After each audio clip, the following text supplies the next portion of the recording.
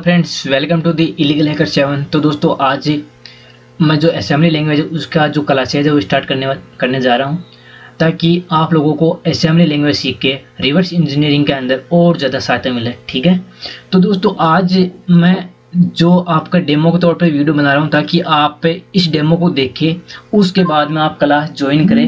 ठीक है, उसके बाद क्लास ज्वाइन करें ताकि आपको पता चले कि डेमो कैसा है, डेमो का जो वीडियो है या डेमो की जो क्लास हुई है वो कैसे हुई है। ठीक है, उसका आधार पर आप क्लास ज्वाइन कर सकते हो आराम से। तो दोस्तों, ये जो स्पेशल जो हैकिंग के अंदर इंटरेस्ट रखते हैं और जो क्रैकिंग के अंदर इंटरेस्ट रखते हैं, उन लोगों के लिए असेंबली लैंग्वेज की मैं जो वीडियो है या फिर जो क्लासेज है वो देने जा रहा हूँ। लेकिन दोस्तों, यहाँ पे वो बंदे बिल्कुल भी नहीं आना जो असेंबली प्रोग्रामिंग सीखना चाहते हैं कोडिंग के लिए, तो मैं उनके लिए ये वीडियो बिल्कुल भी नहीं बना रहा, क्योंकि असेंबली लैंग्वेज एक लो लेवल लैंग्वेज है जिसकी स्ट्रक्चर या फिर स्ट्रक्चर होती है वो जानने के लिए ही अपन यूज लेते हैं हैकिंग फील्ड के अंदर और क्रैकिंग फील्ड के अंदर। तो आज मैं इसी का डेमो देने वाला हूँ। तो दोस्तों, यहाँ पे जो मेन जो पर्पज पे जो असेंबली लैंग्वेज बताने वाला हूँ वो असेंबली लैंग्वेज में बताने वाला हूँ रिवर्स इंजीनियरिंग के अंदर। ठीक है, क्योंकि दोस्तों यहाँ पे अपने इंडिया के अंदर मान लो ऐसा कोई भी प्लेटफॉर्म नहीं है जो आपको एकदम परफेक्टली रिवर्स इंजीनियरिंग सिखाता हो। इसीलिए मैंने आप लोगों के लिए एकेडमी तैयार किया, रेडी किया, ताकि आप लोग इस एकेडमी पे कुछ नया सीख सको। तो चलिए दोस्तों, स्टार्ट करते हैं असेंबली के बारे में। दोस्तों, मैं आज असेंबली का एक नॉर्मल डेमो देने वाला हूँ। ठीक है, मैं उसका इंट्रोडक्शन दूंगा थोड़ा बहुत, और बाकी इंट्रोडक्शन में जब अपन क्लास स्टार्ट करेंगे तब मैं देने वाला हूँ। तो दोस्तों, यहाँ पे जो मेन स्पेशली जो असेंबली लैंग्वेज है वो कैसे काम करती है और क्यों हम रिवर्स इंजीनियरिंग के अंदर असेंबली लैंग्वेज को लेते हैं या फिर असेंबली लैंग्वेज को पढ़ते हैं, क्यों रिवर्स इंजीनियर या फिर क्यों एक सॉफ्टवेयर क्रैकर असेंबली लैंग्वेज के बारे में बोलता है कि आप असेंबली लैंग्वेज सीखो तब आपको क्रैकिंग का अच्छा नॉलेज होगा। तो वो चीज़ मैं आज आपको बताने वाला हूँ। ठीक है, एक डिबगर के थ्रू। तो दोस्तों, यहाँ पे बहुत सारे डिबगर है, लेकिन मैं आप लोगों को इसी जो HDBG उसके थ्रू मैं बताने वाला हूँ कि असेंबली इतनी ज़रूरी यहाँ पे क्यों मानी जा रही है, क्यों है। तो दोस्तों, यहाँ पे देखो, सिंपली जब कोई सॉफ्टवेयर बनता है तो वो एक सॉफ्टवेयर अपन किसी भी लैंग्वेज में बना सकते हैं। जो आपको लैंग्वेज आती है, जिस लैंग्वेज में आपको इंटरेस्ट है उस लैंग्वेज आप बना सकते हो। ठीक है, पहला रीजन तो ये। दूसरा सबसे बड़ी बात ये कि असेंबली लैंग्वेज और जो कंप्यूटर की जो मशीन लैंग्वेज है, इस पर जो बाइनरी कोड है, फिर जो बाइनरी लैंग्वेज है, वो लैंग्वेज आपकी असेंबली लैंग्वेज से मिलती जुलती है। कहने का मतलब ये कि जो मशीन लैंग्वेज है वो असेंबली लैंग्वेज से मिलती जुलती है, और असेंबली लैंग्वेज बहुत ज़्यादा हार्ड है अगर उसका कोड अपन लिखे या फिर कोडिंग अपन करें। लेकिन मैं आपको एकदम इजी तरीके से सिखाने वाला हूँ असेंबली, ताकि आप जान जाओ। ठीक है, अब मान लो कि आप पे कोई स्पेशल लैंग्वेज आपने सीखी, या फिर एक की आप डेवलपर हो जिन्होंने जो आप सॉफ्टवेयर डेवलपमेंट करते हो और आपको एक लैंग्वेज में अच्छा वाला नॉलेज है, तो आप क्या करोगे कि उसी लैंग्वेज उस सॉफ्टवेयर को बना दो। लेकिन आपको उसी सॉफ्टवेयर की टेस्टिंग करने के लिए या फिर डिबगिंग करने के लिए आपको असेंबली लैंग्वेज की ज़रूरत होगी। और असेंबली लैंग्वेज से हमें यह पता चलता है कि हमारा सॉफ्टवेयर कितनी मेमोरी एक्सचेंज करता है, मेमोरी के अंदर कितना डाटा स्टोर होता है, हमारी रैम सॉफ्टवेयर के अंदर से कितना डाटा लेती है और ये डाटा कहाँ पे स्टोर होता है, वो चीज़ देखने के लिए हम असेंबली लैंग्वेज का उपयोग करते हैं। ठीक है, दूसरा सबसे बड़ा जो रीजन है रिवर्स इंजीनियरिंग के अंदर या फिर सॉफ्टवेयर क्रैकिंग के अंदर, वो सबसे बड़ा रीजन ये है कि देखो, जब सॉफ्टवेयर डिबग होके एग्जीक्यूटेबल फाइल बन जाता है, तो एग्जीक्यूटेबल फाइल बनने के बाद में उसका क्या होता है, उसको हम वापस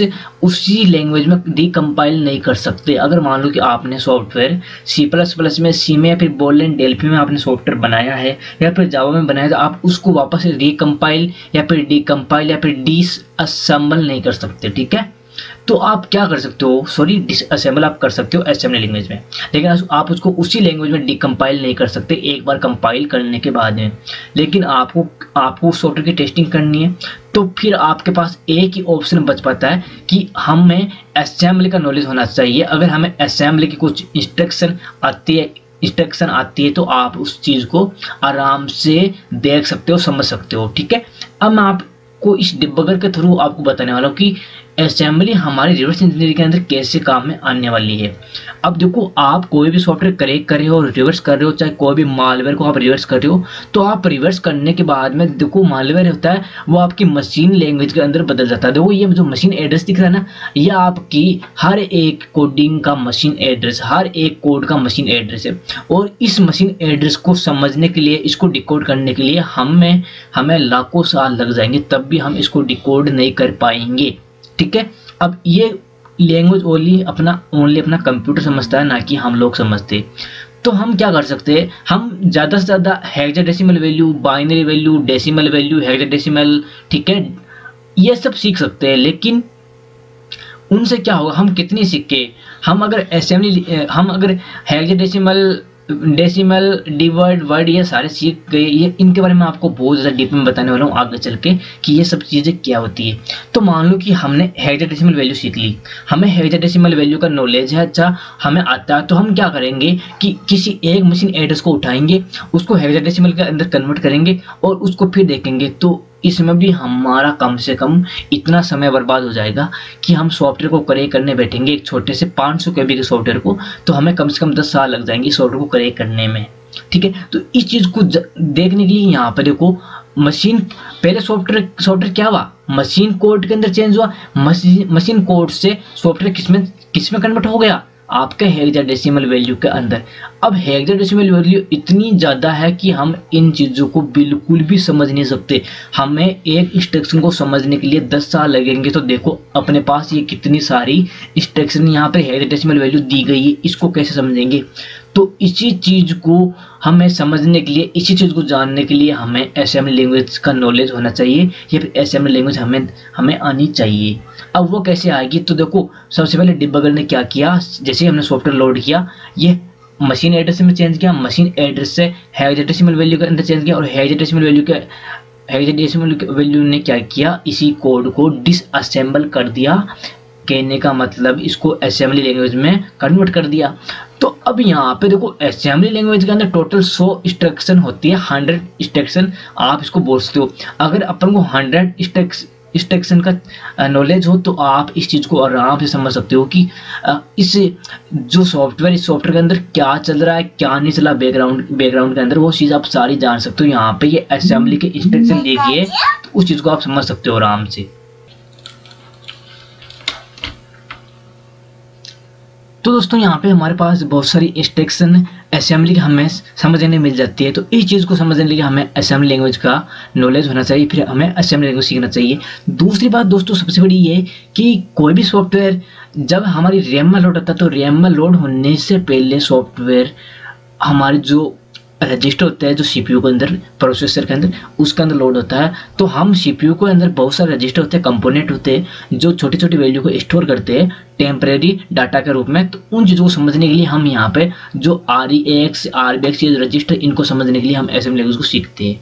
ठीक है, अब यहाँ पे देखो दोस्तों, RAX, RBX ये आपके 64 बिट के रजिस्टर है। तो मैं आपको इस क्लास सीरीज के अंदर 64 बिट, 32 बिट और 16 बिट और 8 बिट सारे चीज़ें रजिस्टर के बारे में या फिर असेंबली के बारे में सिखाने वाला हूँ। तो दोस्तों ये मेरा डेमो था, आप इसमें देखना कितना नॉइस आ रहा है, क्लास कैसी है, ठीक है, सारी चीज़ें बताओ, क्योंकि दोस्तों मैं सारा डीप में बताने वाला हूँ, बिल्कुल भी आपको ऊपर से नहीं बताने वाला, ताकि आपको एक अच्छा नॉलेज हो जाए, अच्छा इंस्ट्रक्शन के बारे में पता चल जाए, और आप किसी भी सॉफ्टवेयर की जो भाषा है, जो लैंग्वेज है, जो उसका चलने का तरीका है, उसको आप आराम से सीख सको। ठीक है दोस्तों, वीडियो देखने के लिए थैंक यू।